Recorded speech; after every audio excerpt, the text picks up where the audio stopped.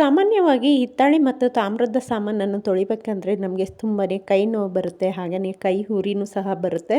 ಈ ಟಿಪ್ಸನ್ನು ಬಳಸಿ ಇದು 1 ಟೀ ಸ್ಪೂನ್ ಇದ್ದರೆ ಸಾಕು, ನಾವು ಅದ್ಭುತವಾಗಿ ತೊಳಿಬೋದು. ಬಿಸಿ ನೀರಿಗೆ ನೋಡಿ ಲಿಂಬು ಸಾಟ್ ಬರುತ್ತಲ್ವ, ಲಿಂಬು ಸಾಟನ್ನು 3 ಸ್ಪೂನ್ ಹಾಕ್ಕೊಂಡು ಅಡುಗೆ ಸೋಡಾ ನೋಡಿ ತಕ್ಷಣವೇ ಬಿಸಿ ನೀರಿಗೆ ಹಾಕಿದ ತಕ್ಷಣವೇ ರಿಯಾಕ್ಷನ್ ಆಗುತ್ತೆ.